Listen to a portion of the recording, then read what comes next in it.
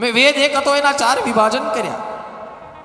4 વિભાજન કર્યા એટલું જ નહીં, એ 4 વેદને 4 શિષ્યોને ભણાવ્યા. ભગવાન વ્યાસ વિચાર કરે છે. હા, વેદ છે ને પેલા એક હતો, જે ભગવાન નારાયણના મુખમાંથી નીકળ્યો. એ ભગવાન નારાયણે એક વેદ આપ્યો, પણ એને વિભાજિત કર્યા. આમ આમ આમ વેદના વિષય 3, વિભાગ 4. હા, વેદમાં એક જ્ઞાન કાંડ છે, એક ઉપાસના કાંડ છે અને એક કર્મકાંડ છે. વેદના આ 3 ઓલા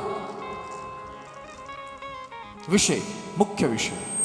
પછી 1,00,000 શ્લોકનો 1,00,000 મંત્રનો વેદ છે. એમાંથી 80,000 મંત્ર જ્ઞાન કાંડના છે, 16,000 મંત્ર એ ઉપાસના કાંડના છે અને 4,000 મંત્ર કર્મકાંડના છે.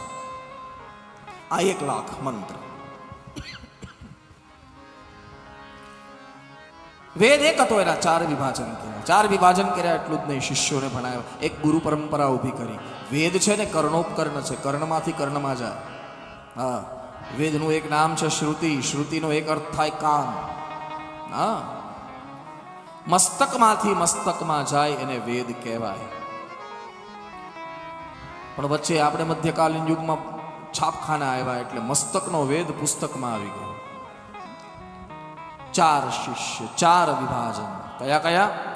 તત્રર્ગ વેદ ધર પૈલ. પૈલ નામના એક સંત, એક શિષ્ય હતા, એને ઋગ્વેદ ભણાવ્યો છે.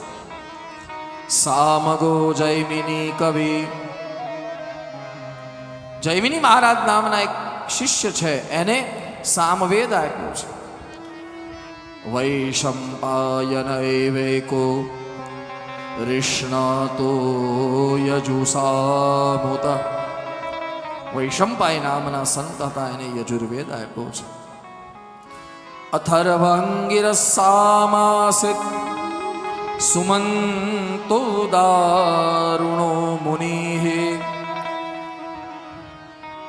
અથર્વ નામનો વેદ હતો. અથર્વ વેદ એ સુમંત મહારાજને આપ્યો અને ઇતિહાસ પુરાણાનામ પિતામે રોમહર્ષણમ. અહીંયા જે સુતપુરાણી કથા કરે છે ને, એણે શૌનકજીને કીધું કે બાબા, ઇતિહાસ અને પુરાણો જે હતા એ મારા પિતા રોમહર્ષણ, એ પણ સુતપુરાણી છે. હકીકતમાં શું છે, સુતપુરાણી આ મૂળ સુતપુરાણી નથી, સુતપુરાણીના દીકરા સુતપુરાણી છે. જે મૂળ સુતપુરાણી હતા ને એ કથા કરતા હતા, અને એક દિવસ બલરામજી આવ્યા. હવે બલરામજીનું સ્વાગત બરોબર થયું નહીં અને બલરામજી હળ મારીને મારી નાખ્યા. એ સુતપુરાણીનું નામ છે રોમહર્ષણ. પછી બધા સંતોએ બલરામજીને પ્રાર્થના કરી, કે કીધું કે આ આટલા બધા સુંદર વક્તા હતા, કે અમને સારી સારી કથા સંભળાવતા હતા, અને તમે એને મારી નાખ્યા. હવે અમને કથા કોણ સંભળાવશે? અને પરિણામે એ સુતપુરાણીના દીકરા ત્યાં બેઠા હતા.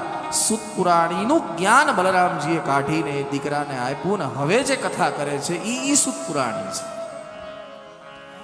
એ જેને મારી નાખ્યા એ સુતપુરાણીનું નામ છે રોમહર્ષણ. અને અત્યારે જે સુતપુરાણી કથા કરે છે એનું નામ છે ઉગ્રશ્રવા. ઉગ્રશ્રવા કથા કરી રહ્યા છે. એણે કીધું, પિતા મેં રોમહર્ષણ.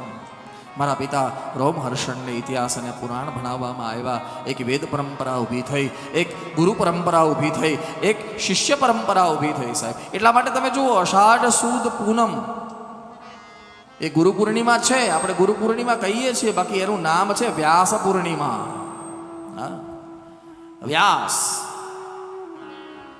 હાજી, વ્યાસ એટલે કોઈ અવટંકમાં નહીં લેતા હો સાહેબ. આ સરનેમ છે વ્યાસ. એ વ્યાસનો અર્થ છે વિસ્તાર કરે, એનું નામ વ્યાસ.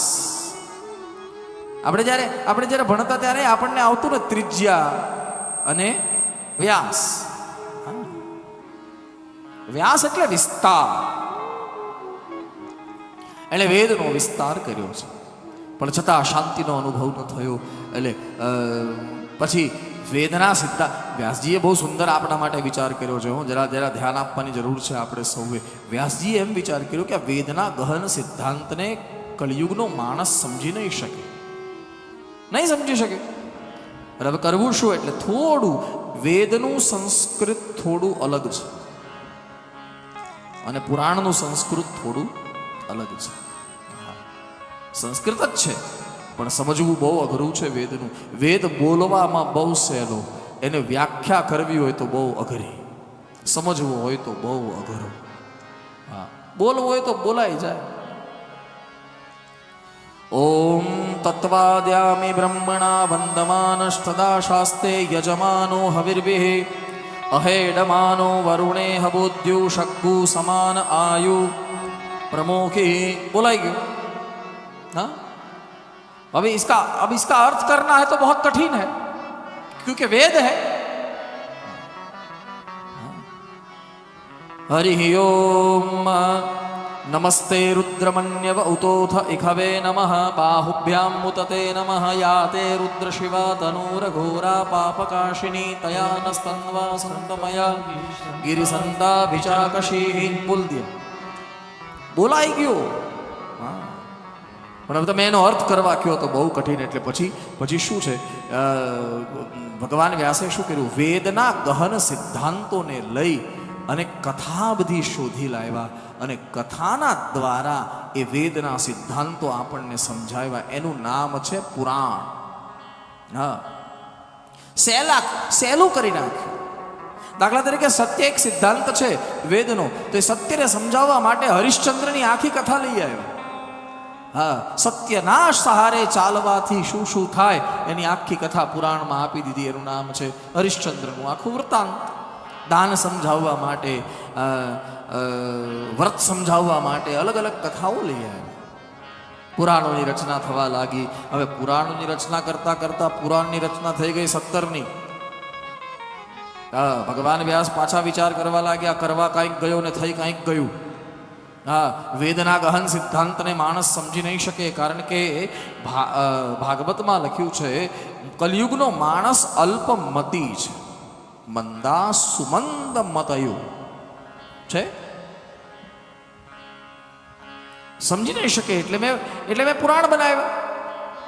પણ હવે પુરાણની સંખ્યા આટલી બધી થઈ ગઈ. હવે થયું એ કે કલયુગનો માણસ મંદ બુદ્ધિ તો છે, પણ મંદ આયુ પણ છે. આયુષ્ય એની એટલી બધી નથી. તો આપણે સાહેબ એક જન્મમાં એક પુરાણનો અભ્યાસ નથી કરી શકતા, તો આટલા બધા પુરાણનો માણસ અભ્યાસ કરે કેવી રીતે? એટલે ભગવાન વ્યાસે વિચાર કર્યો, ચાલો એક કામ કરું, વેદના સિદ્ધાંતોને અને આ પુરાણોના કથાઓને લઈને એક ગ્રંથ બનાવો. એક ગ્રંથ બનાવો જે આ જગતને ઉપદેશ કરવા માટે સાર્થક હોય, એની પાસે સામર્થ્ય હોય, અને પરિણામે આ બધું ભેગું કરી અને એક ગ્રંથ બનાવ્યો. એનું નામ છે મહાભારત.